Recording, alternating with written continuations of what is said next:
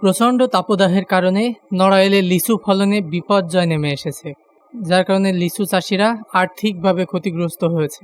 একই সাথে লিজ গ্রহীতারাও ক্ষতিগ্রস্ত হয়েছে। লিচুর পাশাপাশি আম, কাঁঠাল সহ অন্যান্য মৌসুমি ফলেও 40% ফলন বিপর্যয়ে ক্ষতিগ্রস্ত হয়েছে চাষিরা। তবে কৃষি বিভাগ বলছে খরতাপে 20% ফলন বিপর্যয় ঘটেছে। দেশের বিভিন্ন অঞ্চলের মধ্যে নড়াইলেও অনেক আগের থেকেই বাণিজ্যিকভাবে লিচু চাষ শুরু হয়েছে। জেলার বিভিন্ন এলাকায় বাণিজ্যিকভাবে উৎপাদিত লিচু রাজধানী ঢাকাসহ দেশের বিভিন্ন এলাকায় সরবরাহ হয়ে থাকে। কিন্তু প্রচণ্ড তাপদাহের কারণে এবছর ফলন কম হয়েছে। লিচুর আকারও অনেক ছোট হয়েছে, যার কারণে আর্থিকভাবে ক্ষতিগ্রস্ত হয়েছে চাষিরা। এদিকে আগের থেকে বাগান লিজ নিয়ে পরিচর্যা করে এখন খরচের টাকা উঠছে না লিচু ব্যবসায়ীদের। নড়াইল শহর সংলগ্ন পঙ্কবিলা গ্রামের সোনাখার লিচু বাগানটি প্রায় 100 বছর আগে গড়ে উঠেছে। এই বাগানের লিচু দেশের বিভিন্ন এলাকায় কদর রয়েছে। তাপদাহের কারণে প্রায় অর্ধেক ফলন কম হয়েছে বলে জানালেন এই চাষি। এই শতবর্ষী লিচু বাগান বাবার জীবদ্দশায় এই বাগানে উনি নিজে থেকে এই চাষাবাদ মনিটরিং করতেন, দেখাশোনা করতেন, লোকের সঙ্গে কাজ করতেন। অর্থাৎ উনি লিচু চাষি হিসাবে একজন সফল কৃষক ছিলেন, সফল চাষি ছিলেন। এতদা অঞ্চলে বিশেষ করে উনার জীবদ্দশায় উনি এই খুলনা বিভাগ ঘুরে দেখেছেন।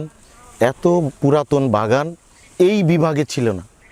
দেশের বিভিন্ন এলাকায় ব্যবসায়ীরা মৌসুমের শুরুতে গাছের ফল আসলেই বাগান কিনতে থাকে। মৌসুম জুড়ে বাগানে পরিচর্যা করে পাকা ধরলে লিচু সংগ্রহ করে বিভিন্ন এলাকায় বিক্রি করেন। কিন্তু ফলন বিপর্যয়ের কারণে এবার ব্যবসায়ীরাও ক্ষতিগ্রস্ত হয়েছে। এটা আমার আব্বা প্রায় 100 বছর আগের লিচু বাগান। আমার আব্বার অনেক শখের লিচু বাগান। আব্বা মারা যাওয়ার পরে আমার ছোটো ভাই এটা দেখাশোনা করে। তো এই বাগানের লিচুর একটা বিশেষ গুণ হলো কেমিক্যাল মুক্ত। এই বাগানের লিচু বাংলাদেশের সমস্ত জেলাতে যায় এবং সবাই একটু আগ্রহ ভরে কেনে। যখনই শোনে সোনাখার বাগানের লিচু তখন একটু অধিক মূল্য দিয়েও কিনে নিয়ে যায়।